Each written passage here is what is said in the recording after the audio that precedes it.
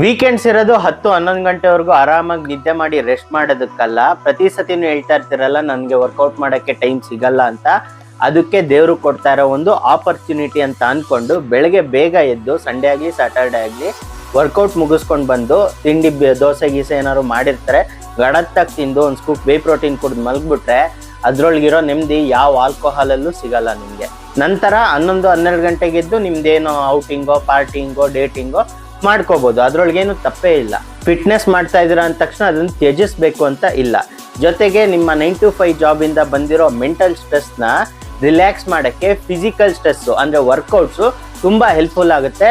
ಅದಾದ ನಂತರ ಮಲಗಿ ಎದಳ್ತೀರಾ ಅಲ್ವಾ ವರ್ಕೌಟ್ ಆದಮೇಲೆ, ನೆಕ್ಸ್ಟ್ ಲೆವೆಲಲ್ಲಿ ನೀವು ಎನರ್ಜೆಟಿಕ್ ಆಗಿ ಫೀಲ್ ಆಗ್ತೀರಾ. ಆ ಪಾರ್ಟಿ ಏನೇ ಮಾಡ್ತಾ ಇದ್ರು ಅದನ್ನ ಎಕ್ಸ್ಪೀರಿಯನ್ಸ್ ಮಾಡೋಕ್ಕೂ ತುಂಬ ಹೆಲ್ಪ್ಫುಲ್ ಆಗುತ್ತೆ, ಯಂಗಾಗಿ ಫೀಲ್ ಆಗುತ್ತೆ. ಇದರಿಂದ ಬರೋ ರಿಲ್ಯಾಕ್ಸೇಷನ್ ಯಾವ ಆಲ್ಕೋಹಾಲಲ್ಲೂ ಸಿಗಲ್ಲ ನಿಮಗೆ, ಅದನ್ನ ಎಕ್ಸ್ಪೀರಿಯನ್ಸ್ ಮಾಡಿದವ್ರಿಗೆ ಮಾತ್ರ ಗೊತ್ತಿರುತ್ತೆ.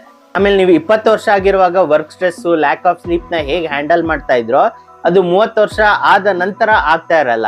ಅದು ಮತ್ತೆ ನಿಮ್ಮಲ್ಲಿ ಸೇರ್ಬೇಕು, ಆ mental clarity, high energy, youth ಆಗಿ ಫೀಲ್ ಆಗೋದಾಗಬೇಕು ಅಂತಂದ್ರೆ ನೀವು ಫಿಟ್ ಆಗಲೇಬೇಕು. ಅಂಡ್ ಇದು ಈ ರೀತಿ ಫೀಲ್ ಆಗೋದು 100% ಪಾಸಿಬಲ್ ಇದೆ. 30-40 ಆದ್ರೂ ಇನ್ನ 20 ವರ್ಷದ ಯಂಗ್ ಯುವಕನ ತರ ಫೀಲ್ ಆಗೋದಾಗ್ಲಿ, ಎನರ್ಜಿ ಆಗ್ಲಿ, ಫಿಟ್ನೆಸ್ ಆಗ್ಲಿ ಹೊಂದೋದು ಖಂಡಿತ ಸಾಧ್ಯ ಇದೆ ವರ್ಕೌಟು ಪ್ರಾಪರ್ ಡಯಟ್ ಮಾಡೋದ್ರಿಂದ.